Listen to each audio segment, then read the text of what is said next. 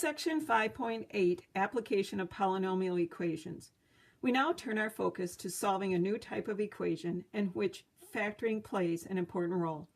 Whenever two polynomials are set equal to each other, we have a polynomial equation.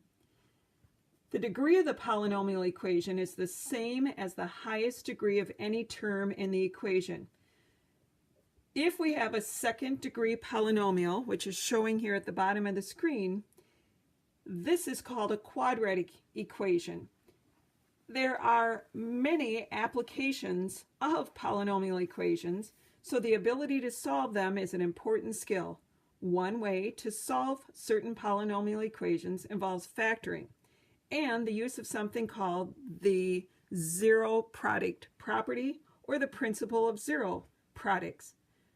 When we multiply two or more numbers and the product is zero, then one or more of those factors must be zero. Conversely, if a product is zero, then at least one of the factors must be zero. This property of zero gives us a new principle for solving equations. And here it's laid out for us. If A times B equals zero, then the zero product property says A must equal zero, or B must equal zero, or A and B equal zero. So to solve a quadratic equation, like we have showing here, we're going to use this principle of zero products.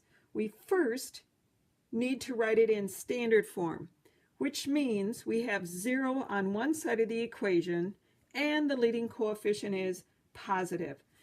We then factor and determine when each factor is zero. So it's equal to zero, we're set up. We're now looking to factor this quadratic equation, this trinomial. It looks almost like a perfect square trinomial.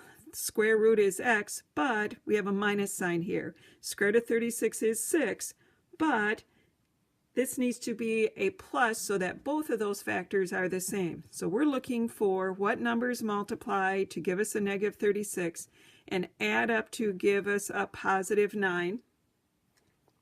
We can run through the scenario of negative 1 and positive 36 with our factor pair possibilities. Adds up to be 35 and not the case. We could have a negative 2 and an 18, which multiply to give us negative 36, but add to equal a 16, and we're looking for a 9. 3 goes into 36 12 times, and when you add those together, we do end up with a 9. So in place of x squared plus 9x minus 36, we can write the factored version of this quadratic equation as x minus 3 times x plus 12. Doing a quick FOIL, first terms, outside would be our 12x, inside would be minus 3x, which is 9x, and last term is a negative 36.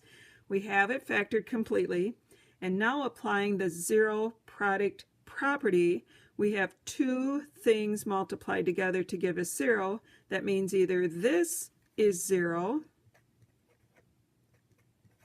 or this is equal to 0. One of those has to equal 0 for this equation to be true, and now by splitting it into these two equations, we can solve for the value that makes this true. Adding a 3 to both sides on this equation leaves us with a solution of x equals 3. And here to get x by itself, we'll subtract a 12 from each side, leaving us with x is equal to a negative 12 as the other possible solution. We can check those to make sure that they are solutions and see that they give us a true example or a true relationship here. If we put a, for example, let x equal 3 into our original equation, we would have 3 squared plus 9 times 3 minus 36. Does it equal 0? 3 squared is 9, multiply with a 27. Adding and subtracting, we go from left to right. 9 plus 27 is 36. Minus 36, it checks. So 3 would be a solution.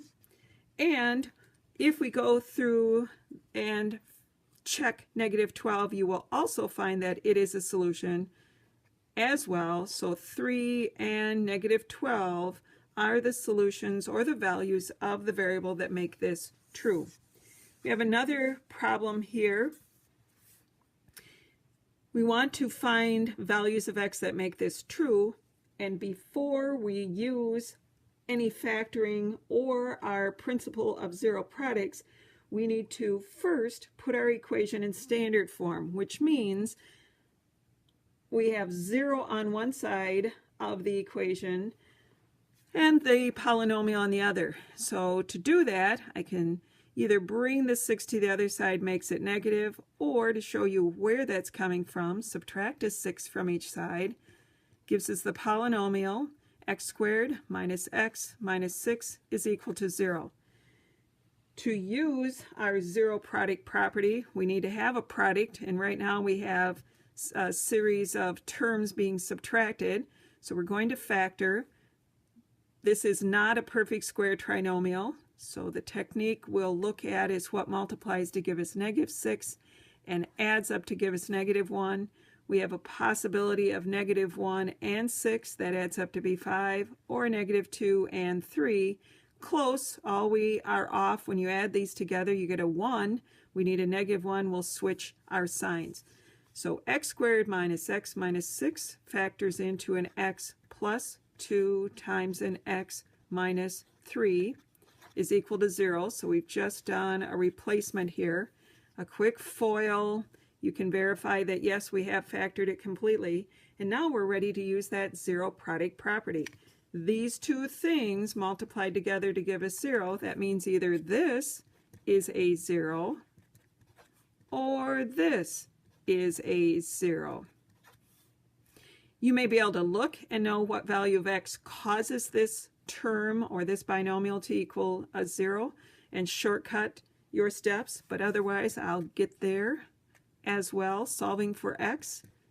If x is a negative 2, negative 2 plus 2 would give us a 0 times, regardless of what's here, gives us a true expression, and adding a 3 to both sides, we end up with x equal 3 as a possible solution. It's important that you plug these back into your original expression to verify that they do in fact give us a true expression, and I think if you plug those in you will find that they are solutions as well. Let's look at one other example here. Right now it is asking us to solve this equation. It doesn't even look like a quadratic equation. It almost looks like it's factored out and ready to go, but it's not set equal to 0. So unfortunately, we are going to have to multiply this together. 3x times x is 3x squared. X times 13 is 13x. And put it in standard form. So we do have a quadratic equation to a degree of 2. We will bring our 10, which is positive on the right, to the left, changes its sign. We now have our equation in standard form, and we're looking to factor this so that we can find solutions that make this equation true. Because we have a leading coefficient of 3 here, and there's nothing common, by the way, we still look for those factoring techniques, looking for greatest common factor, perfect trinomial square, and so on. But all of those fail. They're at least not applicable. So factors of 3x squared, we only have one option. Negative 10, we do have a couple options, negative 1 and 10, or it could be negative 2 and 5, recognizing that those signs can switch on those factor pairs. We can do our guess and check to find the two binomials that multiply together to give us this. So if we put a 3x and x, and we just try our first pair there, a negative 1 and a positive 10, we're looking for the outside when multiplied is a 30x 30x, and inside is a negative x, adds together to be 29, not the case. We don't discard the 1 and 10 just yet. Switch their order so that we have all possible combinations. Here when we multiply, we have a negative 3x. Inside we have a 10x, which gives us a positive 7, not the case. So we will discard the negative 1 and 10 and try the negative 2 and 5. So we have a 3x and x. We'll put a minus 2 and a positive 5. Multiplying here, we end up with a 15x. Here we get a negative 2x, which when added together gives us that desired 13x that we want. So in place of 3x squared plus 13x minus 10, we will put 3x minus 2 times x plus 5 as our equivalent expression. It's now a product. Two things multiply together to give us 0. That means 3x minus 2 must equal 0, or this binomial must equal 0. And then we're left with solving the equations. Taking the 2 to the other side or adding a 2 to both sides gives us a 3x is equal to 2. To get the variable by itself, we'll undo multiplication with division, which leaves us with an x is equal to 2/3 as a possible solution. 3 times 2/3 would leave us with a 2 minus 2 would give us a 0 regardless of what's here. That's going to be true. And subtracting a 5 from each side to solve this other equation, if x is equal to a 5. 5 with the negative 5 in place of x gives us a 0, and regardless of what this value is, 0 times that value is going to give us the 0 or true expression. So our solution here to this quadratic equation are these possible values.